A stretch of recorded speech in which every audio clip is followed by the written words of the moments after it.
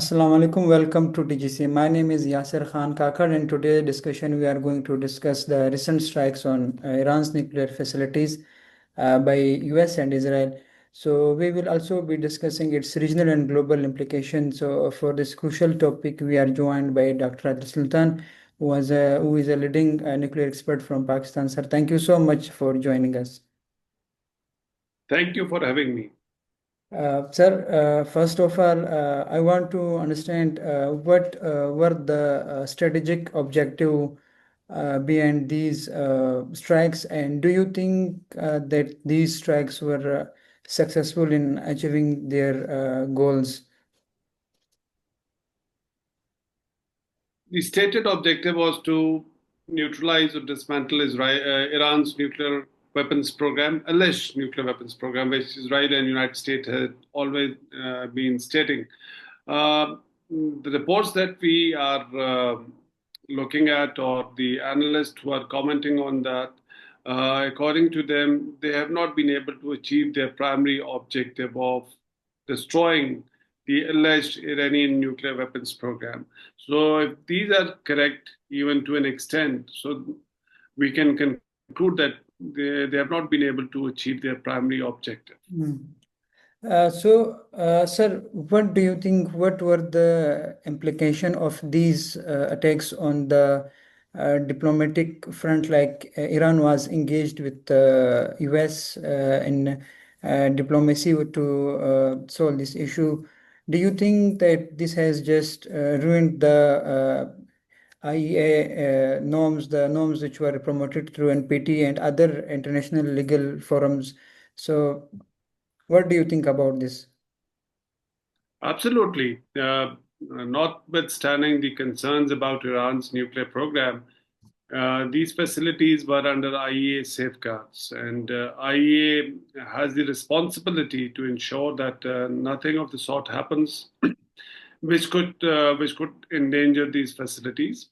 So, as under NPT, Iran is allowed to have the peaceful applications of nuclear technology, which Iran claimed that it had peaceful intention and it was not developing nuclear weapons. So, if a country which is, as per its own commitment, is abiding by international norms, there was no justification for a military strike on these safeguarded nuclear facilities. The lesson that we can draw from over here is that if being in the NPT, having those facilities under safeguards cannot protect your interests, so there is little value in remaining engaged with the IAEA, that is International Atomic Energy Agency, or international treaty. So there could be several other countries who might be thinking that if this can happen to an NPT country who was part of the facilities were under IAEA safeguards, so what benefit they can have by continuing to abide by their non-proliferation obligations and remaining within the NPT folds. So this is kind of a disincentive for several countries who are not very confident about the NPT's role or the NPT's future and the IAEA's role. So, sir, what do you think why US and Israel choose this time? Do you think it's like from the Israel side it was to just sideline the Gaza issue, or there was some other objectives behind these attacks? It was a long-stated objective by Israel. They had been planning this. They had been accusing Iran of not abiding with its NPT-related obligations. For the last 20, 25 years, we have continued to hear these accusations from the Israeli side that Iran is nearing to building a bomb. It's a couple of months away, a couple of weeks away, and it has been more than 20 years. So it's not related to us. It was about Iran's capacity to build its nuclear potential, and Israel didn't want Iran to have even that technical capacity to have that nuclear technology, which, from their perspective, Iran could have turned into military capability. So that was a major concern for Israel, nothing to do with Gaza. So the nuclear capability, even the peaceful applications of nuclear technology, that was something that was not acceptable to Israel. Sir, to how much extent it was a breach of international law, especially from the US side, like involving in the war, which is like, which was not a threat to the US, but it was a mostly threat to the Israel. But the United States sees any threat to its allies as a threat to United States interests.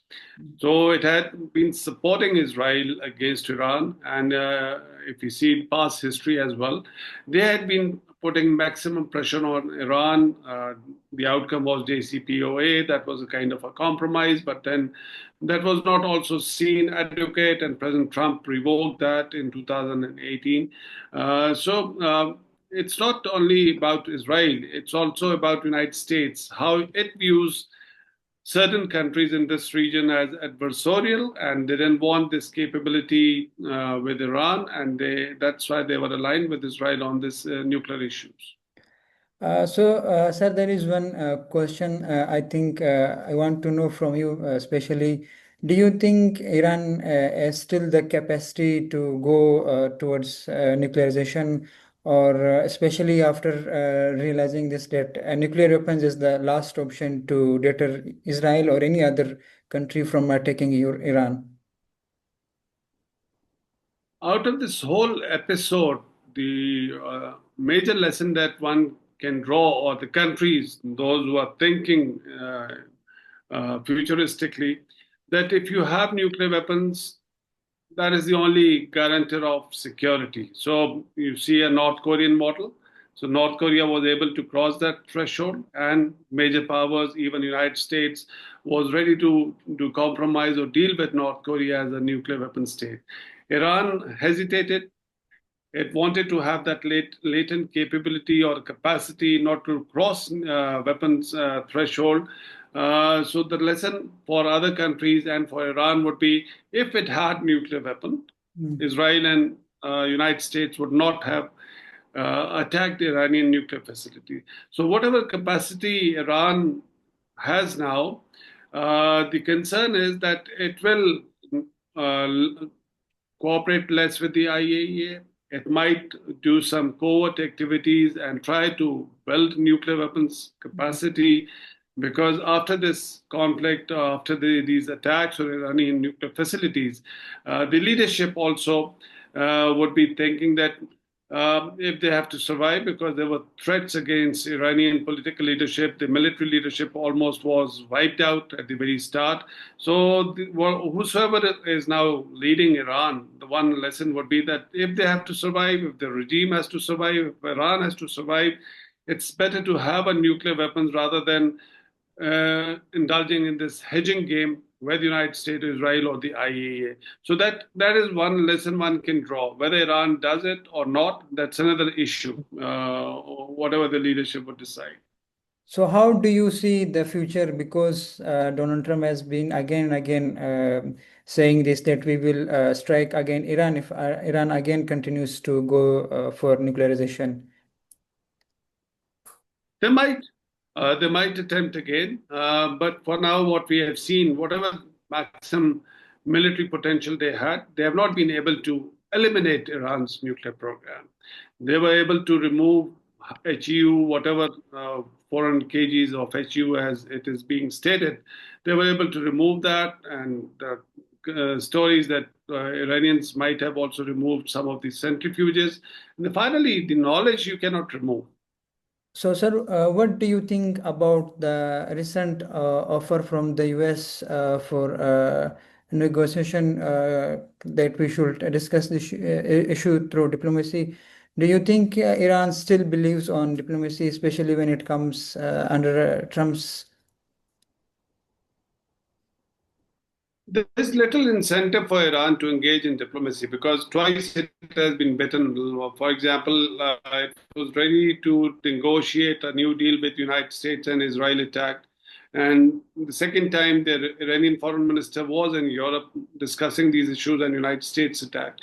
So United States has to provide some solid incentive to Iranians to resume this dialogue. But for now, I don't think so. There is any incentive for the Iranian leadership to go back and sit on the table uh, unless there are guarantees by the International Atomic Energy Agency or other interlocutors that Iran nuclear facilities would not be further targeted in the near future. So, what do you think how this strikes have impacted the regional stability, especially Iran launched missiles in the Qatar's territory.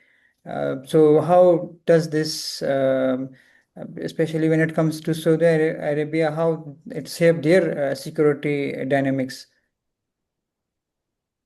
It has exposed vulnerability of several countries because, for one, Israel is not invulnerable. It is vulnerable to external attacks. The perception earlier there was that probably no missile can pass through Israeli air defense system. So that vulnerability of Israel has been exposed, and there was significant damage by the Iranian missile.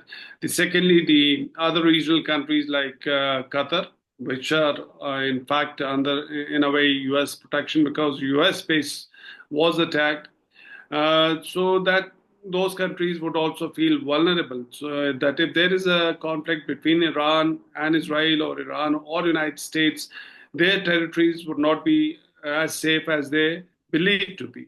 So I think it's a matter of great concern for all these countries. And despite the fact that Iranians attacked US base on Qatar's territory, it was Qatar probably that mediated between United States, Israel, and Iran for a ceasefire because they were being directly affected by this conflict. And if this conflict had prolonged, probably other countries would also have felt the same kind of urgency to mediate because of their own interests. So this conflict has, in a way, exposed the vulnerability of all these countries, which otherwise the borrowed sense of security that United States, in addition to which United States can protect these territories, all of these countries.